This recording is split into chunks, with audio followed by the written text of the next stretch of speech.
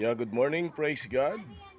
Good morning po sa lahat ng ating mga viewers, ating mga followers. Good morning, today is Saturday at August 31, 2024, the last day of the day of August. Tomorrow it's September. Ayan, advance Merry Christmas. Good morning po sa lahat. I'm Pastor JB. I'm here and in a workplace. Welcome Plaza Mall at Senior Pure Gold, Libertad, Pasay City. Yan, good morning po sa lahat. And before ay tayo po ay magbibigay ng prayer bago tayo magsimula sa ating mga gawain pang lupa, ano?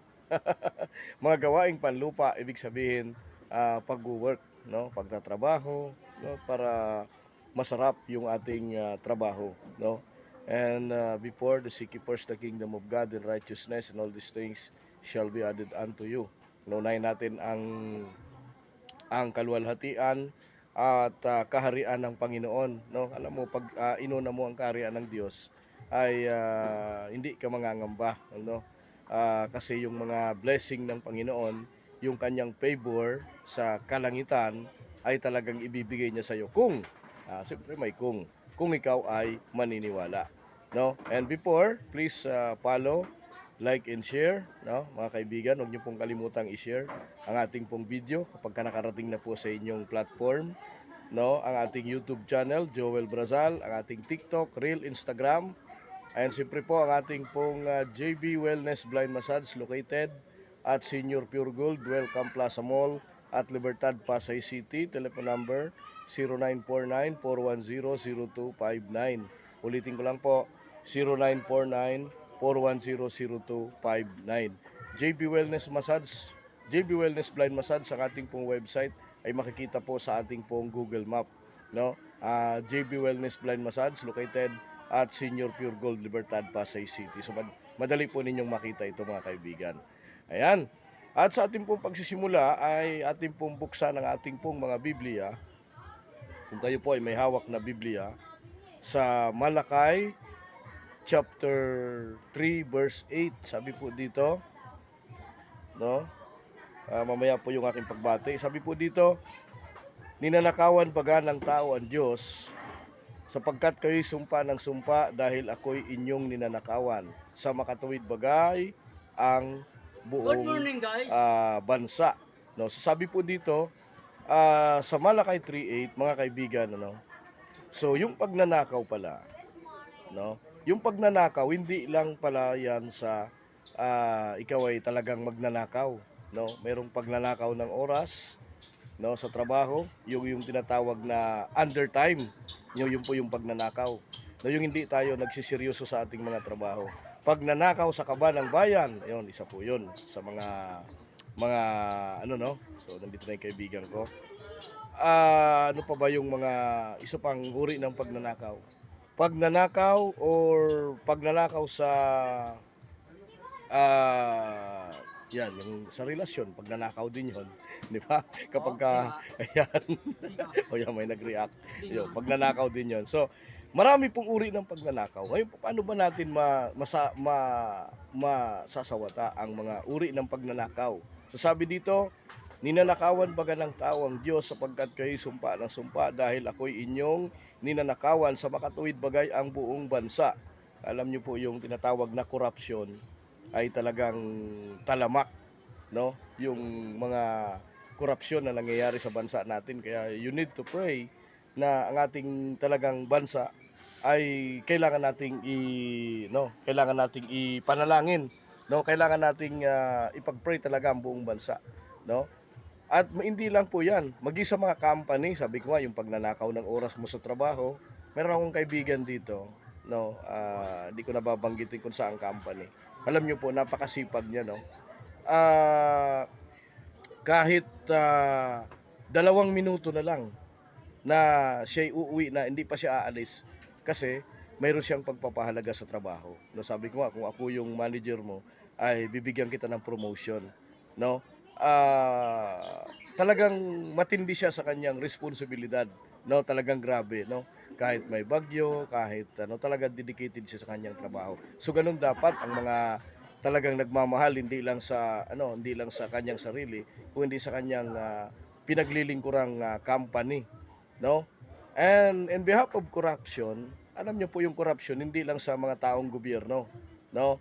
Maging sa mga company ay nagkakaroon din ng corruption o pagnanakaw. Maging sa mga church, nagkakaroon din ng pagnanakaw. Ano po yung pagnanakaw na yon?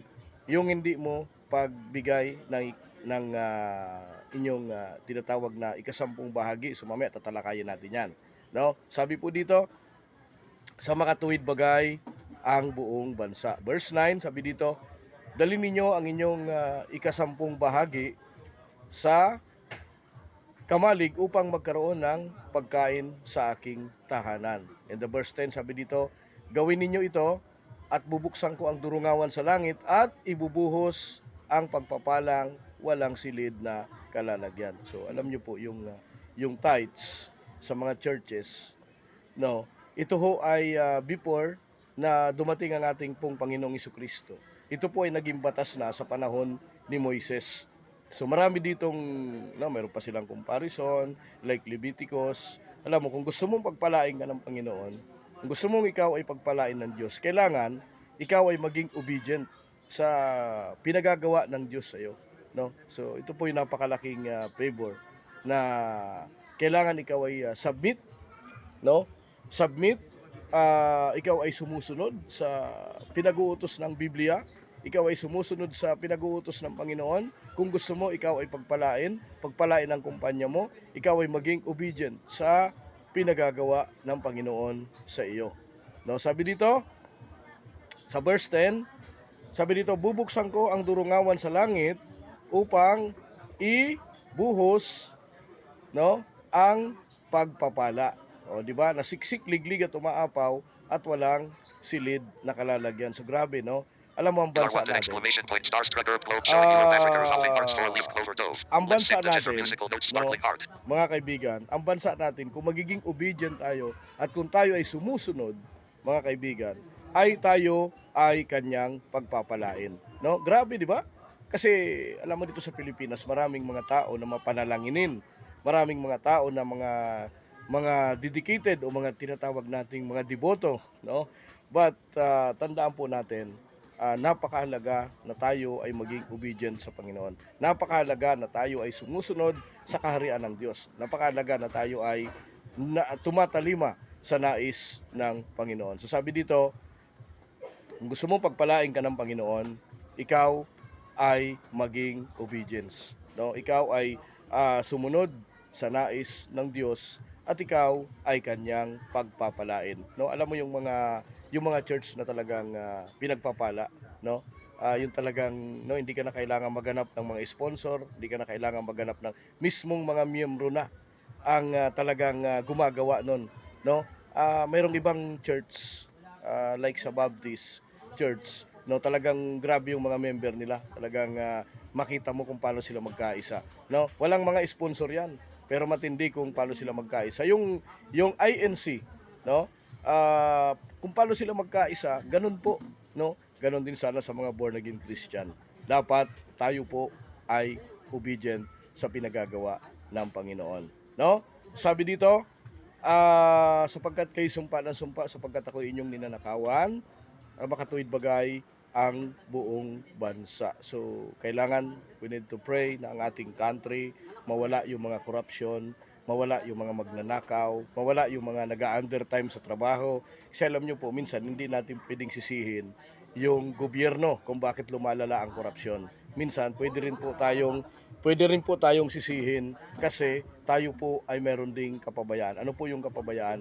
Yung tayo mismo ay hindi nagmamahal sa ating mga tungkuling iniatang ng Panginoon. And, you know, malaman mo sa umagang ito, napakahalaga ng tungkulin na pinagagawa ng Panginoon sa iyong buhay. Let us pray.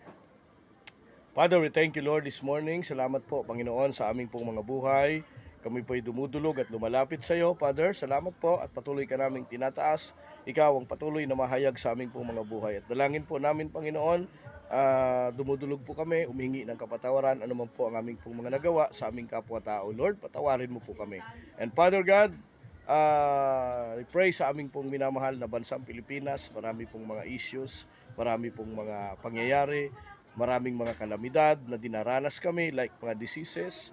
Lord, dalangin po namin na walang imposible sa iyo, Panginoon. Lord, kaya mo itong pagalingin, kaya mo itong pahilumin, kaya mong tanggalin ang lahat ng mga disaster na naranasan ng aming pong bansang Pilipinas. And Lord, I pray sa aming pong minamahal na Pangulo Ferdinand Marcos Jr. at ang lahat ng mga leader ng aming bansa. Patawarin mo po ang aming bansang Pilipinas, linisin mo po kami at bigyan mo po kami ng isang mapayapang bansa, Panginoon. Father, we thank you, Lord, sa mga walang trabaho, pagkalooban mo ng trabaho. Sa mga walang, sa mga may sakit, Panginoon, Lord, pagalingin mo po ang kanilang karamdaman, Panginoon. In Jesus' name, naniniwala po kami, Panginoon, at sa lahat ng aming mga business, pagpalain mo, pasaganahin mo. Small, malaki man ito, O Lord, maliit, pagpalain mo po ito. Father, we thank you.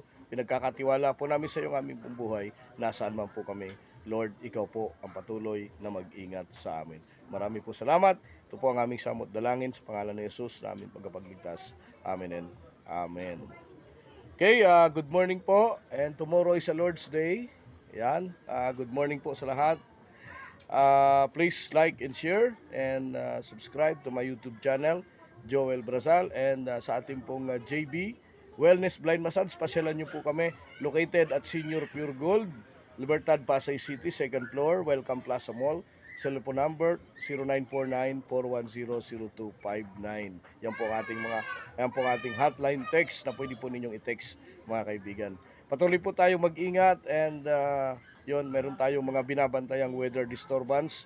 So tututukan po natin kung ano po magiging lagay ng magkakaroon ba tayo ng bagyo ngayong buwan ng Setyembre. Mayroon po yan, kaya patuloy po tayo mag-ingat, kasi ito pong mga buwan na to ay mga dangerous, yung mga critical na buwan para po sa mga malalakas na bagyo. Metro Manila po, maaliwalas ang panahon ngayon, mainit, pero po may mga pulong-pulong, pag-ulan, pagkulog at pagkidlat. Magdala po tayo ng pananggalang sa ulan, magdala tayo ng payong, lalo na sa mga mag-out of town, mamamasyal, patuloy po tayong mag-ingat, mga kapatid. Marami po salamat. I'm Pastor JB. Thank you po. And God bless, mga kapatid. Good morning.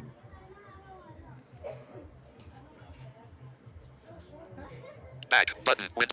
Tab again to stop recording.